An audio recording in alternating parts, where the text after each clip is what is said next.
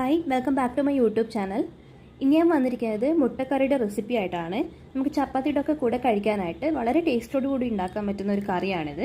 അപ്പോൾ നമുക്ക് ഒട്ടും സമയം കളയാതെ ഇതെങ്ങനെ ഉണ്ടാക്കിയെടുക്കുന്നതെന്ന് നോക്കാം. ഇത് തയ്യാറാക്കാനായിട്ട് നമുക്ക് ആദ്യം തന്നെ തേങ്ങയൊന്ന് വറുത്തെടുക്കണം. അതിനായിട്ട് ഞാനിവിടെ ഒരു മുറി തേങ്ങ ചിരവിയത് ഫ്രൈങ് പാനിൽ എടുത്ത് വെച്ചിട്ടുണ്ട്. ഇത് ഏകദേശം ഒരു കപ്പോളം ഉണ്ടാവും. ഒരല്പം വെളിച്ചെണ്ണ കൂടെ ഒഴിച്ചു കൊടുത്തതിന് ശേഷം മീഡിയം ഫ്ലെയിമിലിട്ടിട്ട് നല്ലതുപോലെ ഒന്ന് വറുത്തെടുക്കാം. ഫ്രൈ പാനിൽ വറുത്തെടുക്കുമ്പോൾ വെളിച്ചെണ്ണ ഒഴിച്ചില്ലെങ്കിലും കുഴപ്പമൊന്നുമില്ല. ചീനച്ചട്ടിയിലൊക്കെയാണ് വറുക്കുന്നതെങ്കിൽ ഒരു 2 ടേബിൾ സ്പൂൺ വെളിച്ചെണ്ണ ഒഴിച്ചു കൊടുക്കുക. ഇതൊരു ഡാർക്ക് ബ്രൗൺ കളർ ആവുന്നത് വരെ നല്ലതുപോലെ ഒന്ന് വറുത്തെടുക്കാം. അപ്പം ഞാൻ ഈ ഒരു കളർ ആവുന്നവരെ ഒന്ന് വറുത്തെടുത്തിട്ടുണ്ട്. ഇങ്ങനെയാണെങ്കിൽ നമ്മളെ കറിക്ക് നല്ലൊരു ബ്രൗൺ കളർ കിട്ടും. ഇനി ഫ്ലെയിം ഒന്ന് ഓഫ് ചെയ്ത് കൊടുത്തതിന് ശേഷം ഉടനെ തന്നെ ഇത് വേറൊരു പാത്രത്തിലേക്ക് മാറ്റി വെക്കാം. ഈ ഫ്രൈ പാനിൽ തന്നെ ഇരിക്കുവാണെങ്കിൽ ഇത് ചിലപ്പോൾ ചൂടായിട്ട് കരിഞ്ഞു പോകാനുള്ള ചാൻസ് ഉണ്ടാവും. ഇനി തേങ്ങ ആദ്യം ഒട്ടും വെള്ളം ചേർക്കാതെയും പിന്നെ അല്പാൽപ്പായിട്ട് വെള്ളം ചേർത്തിട്ടും നല്ല പേസ്റ്റ് പോലെ അരച്ചെടുക്കണം. ഇനി ഇതേ ഫ്രൈ പാനിലേക്ക് ഒരു വലിയ സവാള നീളത്തിൽ അരിഞ്ഞത് ചേർത്ത് കൊടുക്കാം. 1 ടേബിൾ സ്പൂൺ വെളിച്ചെണ്ണയും കൂടെ ഒഴിച്ചതിന് ശേഷം നല്ലതുപോലെ ഒന്ന് വഴറ്റിയെടുക്കാം. ഒരല്പം ഉപ്പും കൂടി ചേർത്ത് കൊടുക്കുകയാണെങ്കിൽ ഈ സവാളയൊക്കെ പെട്ടെന്നൊന്ന് വഴറ്റി കിട്ടും. 2-3 മിനിറ്റ് വഴറ്റിയതിന് ശേഷം 2 മീഡിയം സൈസ് തക്കാളി ചെറുതായിട്ട് അരിഞ്ഞത് ചേർത്ത് കൊടുക്കാം. ഇത് നല്ലതുപോലെ ഒന്ന് വഴറ്റിയെടുക്കാം. 2 മിനിറ്റ് വഴറ്റിയതിന് ശേഷം 2 പച്ചമുളകും ചെറിയ കഷ്ണം ഇഞ്ചിയും ഒരു 5-6 വെളുത്തുള്ളിയും കൂടെ ചതച്ചത് ചേർത്ത് കൊടുക്കാം.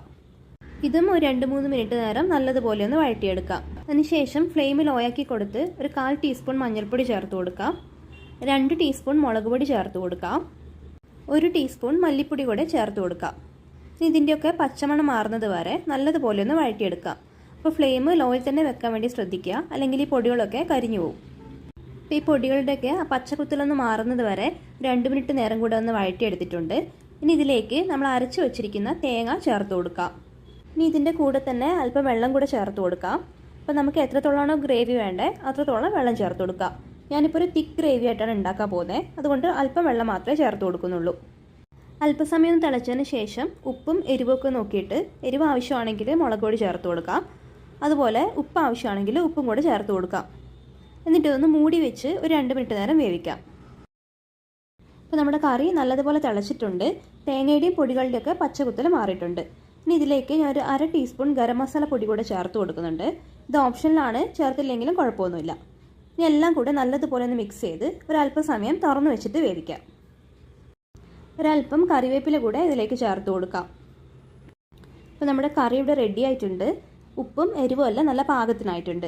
ഇനി ഇതിലേക്ക് നമുക്ക് പുഴുങ്ങി വെച്ചിരിക്കുന്ന മുട്ട ചേർത്ത് കൊടുക്കാം. മുട്ട ചേർത്തതിന് ശേഷം ഒരല്പം നേരം ഒന്ന് തിളപ്പിക്കണം.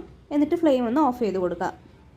അപ്പോൾ ഈ മുട്ട ചേർത്ത് കഴിഞ്ഞ് നമ്മുടെ ഈ ഗ്രേവിയൊക്കെ മുട്ടയിലേക്ക് നല്ലതുപോലെ ഒന്ന് മിക്സ് ചെയ്ത് കൊടുക്കണം. അതുപോലെ മുട്ടയിൽ ചെറിയൊരു വര ഇട്ടിട്ടാണ് ചേർത്ത് കൊടുക്കുന്നതെങ്കിൽ ഉള്ളിലൊക്കെ മസാല പെട്ടെന്ന് പിടിക്കും. ഞാൻ ഫ്ലെയിം ഒന്ന് ഓഫ് ചെയ്ത് കൊടുക്കുന്നുണ്ട്. എന്നിട്ട് ഇത് സെർവ് ചെയ്യാനായിട്ട് ഒരു പാത്രത്തിലേക്ക് മാറ്റാം. അപ്പോൾ നമ്മുടെ മുട്ടക്കറി ഇവിടെ റെഡി ആയിട്ടുണ്ട്. ചപ്പാത്തിയുടെ കൂടെയൊക്കെ കഴിക്കാനായിട്ട് നല്ല ടേസ്റ്റി ആയിട്ടുള്ളൊരു കറിയാണിത്. അപ്പോൾ എല്ലാവരും ഇതൊന്ന് ട്രൈ ചെയ്ത് നോക്കണം. എന്നിട്ട് വീഡിയോ ഇഷ്ടപ്പെടുവാണെങ്കിൽ ലൈക്ക് ചെയ്യാം.